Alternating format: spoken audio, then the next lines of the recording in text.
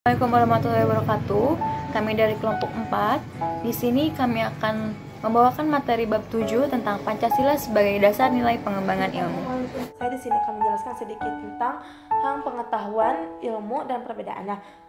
Apa itu ilmu? Kata ilmu berasal dari bahasa Arab itu alimun, yang berarti pengetahuan. Apa isi pengetahuan ilmu? Yaitu ilmu mengandung 3 kategori, yaitu hipotesis, teori, dan dalil hukum. Ilmu itu haruslah sistematis dan berdasarkan metodologi. Metodologi adalah ilmu-ilmu atau cara yang digunakan untuk memperoleh kebenaran tergantung realitas yang sedang dikaji.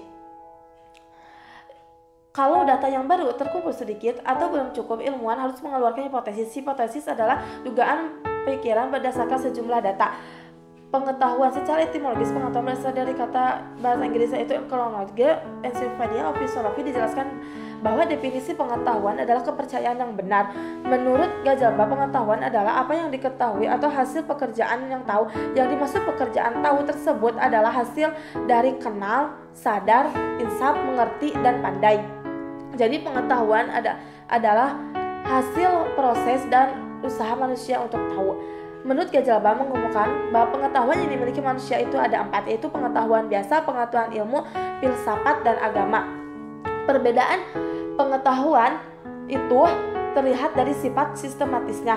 Dengan cara memperolehnya dalam perkembangannya, pengetahuan dengan bersinonim arti. Dalam materialisme keduanya memiliki perbedaan. Bahwa dapat diketahui ilmu adalah sebuah pengetahuan yang berobjek, bersistematis, bermetode, dan bersifat universal. Setiap ilmu pasti adalah pengetahuan, namun tidak semua pengetahuan itu ilmu. Adalah perkembangan iptek. Ilmu pengetahuan berkembang secara bertahap menurut dekade waktunya dan menentukan zamannya. Dimulai dari zaman pra-Yunani kuno yang disebut juga dengan zaman batu, dan juga ditandai dengan kemampuan menulis, berhitung, dan menyusun kalender, dan juga kemampuan meramalkan suatu peristiwa yang belum pernah terjadi sebelumnya. Lalu zaman Yunani kuno dipercaya sebagai gudang ilmu-ilmu filsafat karena pada saat itu bangsa Yunani sudah tidak mempercayai lagi mitologi-mitologi. Lalu selanjutnya zaman abad pertengahan yang dimana pada saat itu para ilmuwan hampir seluruhnya adalah para teolog dan dimana seluruh aktivitas ilmiahnya berkaitan dengan aktivitas keagamaan.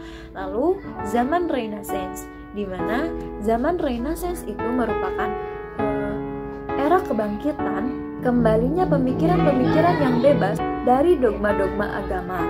Zaman Renaissance ini adalah zaman peralihan ketika kebudayaan di masa pertengahan sudah mulai berubah menjadi kebudayaan yang lebih modern. Selanjutnya zaman modern, di mana ditandai dengan berbagai penemuan di dalam bidang ilmiah, yang dimana penemuan itu memang sebelumnya sudah dirancang dan sudah dirintis sejak zaman Renaissance. Yang terakhir adalah zaman kontemporer atau zaman abad 20 seterusnya. Pada zaman ini terdapat fisikawan yang masyhur atau terkenal, yaitu Albert Einstein. Dia mengatakan bahwa alam itu tak terhingga besarnya dan tak terbatas, tetapi juga tak berubah status sosialnya atau bersifat statis dari waktu ke waktu. Di sini saya akan menjelaskan tentang Pancasila sebagai dasar pengembangan ilmu pengetahuan dan teknologi. Menurut Karta Sasmita tahun 1994 halaman 13, iptek sebagai asas pembangunan dan sebagai salah satu bidang pembangunan yang sejajar dengan bidang pembangunan lainnya. Maka secara sadar kita mengakui dan memahami betapa pentingnya iptek bagi kehidupan bangsa dan negara kita, terutama dalam menjamin kesinambungan pembangunan nasional. Adapun nilai-nilai Pancasila sebagai pengembangan ilmu pengetahuan dan teknologi yang terkandung dari setiap sila-sila Pancasila diuraikan sebagai berikut. Sila pertama, ketuhanan yang Maha Esa. Sila ini memberikan dasar bahwa iptek tidak hanya memikirkan apa yang ditemukan, apa yang diciptakan, dan apa yang dibuktikan. Sila kedua, kemanusiaan yang adil dan beradab. Sila ini memberikan dasar-dasar moralis bahwa manusia mengembangkan iptek haruslah dengan cara yang beradab. Sila ketiga, persatuan Indonesia. Menurut Kaderi tahun 2015 halaman 193, sila ini mendasari bahwa iptek hendaknya dapat menumbuhkan rasa nasionalisme, rasa kebesaran bangsa, serta rasa keluluran bangsa sebagai bagian dari umat manusia di dunia. Sila keempat, kerakyatan yang dipimpin oleh hikmat kebijaksanaan dalam permusyawaratan perwakilan. Sila ini mendasari bahwa pengembangan iptek haruslah bersifat demokratis. Sila kelima, keadilan sosial bagi seluruh rakyat Indonesia.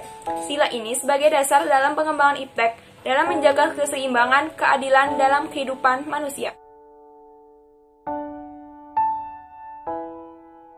C. Urgensi kedudukan Pancasila sebagai dasar pengembangan iptek yang dibagi menjadi 3. Yang pertama, urgensi Pancasila sebagai dasar nilai pengembangan ilmu. Pandangan mengenai Pancasila sebagai dasar pengembangan ilmu sebagaimana dikemukakan oleh para ahli mengandung makna yang berbeda-beda. Pengertian pertama bahwa iptek tidak bertentangan dengan nilai-nilai yang terkandung dalam Pancasila mengandung asumsi bahwa ilmu pengetahuan dan teknologi itu berkembang secara otonom. Makna kedua bahwa setiap ilmu, pengetahuan, dan teknologi yang dikembangkan di Indonesia harus menyertakan nilai-nilai Pancasila sebagai faktor internal yang mengandalkan bahwa sejak awal pengembangan iptek sudah harus melibatkan nilai-nilai Pancasila. Makna ketiga bahwa nilai-nilai Pancasila berperan sebagai rambu normatif bagi pengembangan iptek mengasumsikan bahwa ada rule of the game yang harus disepakati oleh para ilmuwan sebelum ilmu itu dikembangkan. Pengertian keempat menempatkan bahwa setiap pengembangan iptek harus berakar dari budaya dan ideologi bangsa Indonesia dan memandang bahwa Pancasila bukan hanya sebagai dasar nilai pengembangan ilmu, tetapi sudah menjadi paradigma ilmu yang berkembang di Indonesia.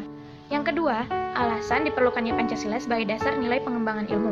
Peran Pancasila sebagai paradigma pengembangan ilmu harus sampai pada penyadaran bahwa fanatisme, kaidah kenetralan, keilmuan, dan kemandirian ilmu hanyalah akan menjebak diri seseorang pada masalah-masalah yang tidak dapat diatasi dengan semata-mata berpegang pada kaidah ilmu itu sendiri, khususnya mencangkup pertimbangan etis, religius, dan nilai budaya yang bersifat mutlak bagi kehidupan manusia yang berbudaya. Yang ketiga, dinamika dan tantangan Pancasila sebagai landasan pengembangan iptek. Pancasila sebagai landasan pengembangan ilmu belum dibicarakan secara eksplisit oleh para penyelenggara negara sejak Orde Lama sampai era Reformasi. Sementara itu, tantangan terhadap Pancasila sebagai dasar pengembangan iptek di Indonesia adalah sebagai berikut.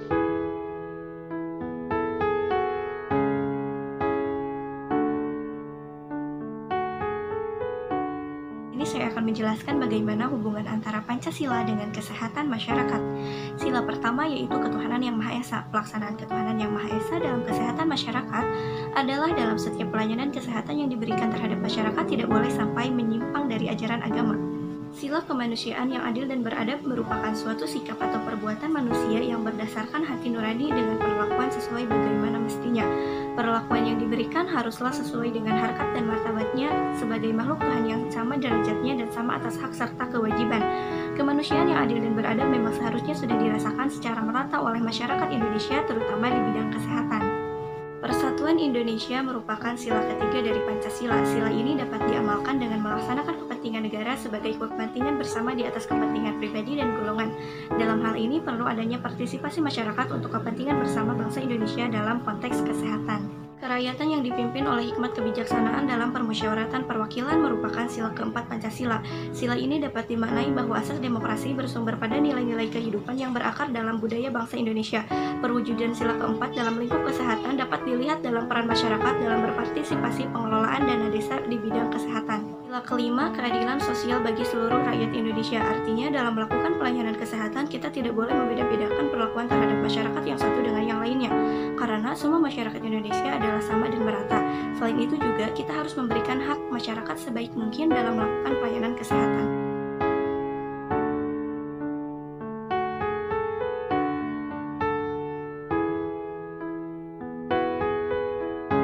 Sekian yang dapat kami sampaikan, mudah-mudahan bisa bermanfaat untuk kita semua.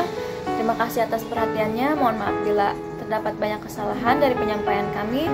Terima kasih, wassalamualaikum warahmatullahi wabarakatuh.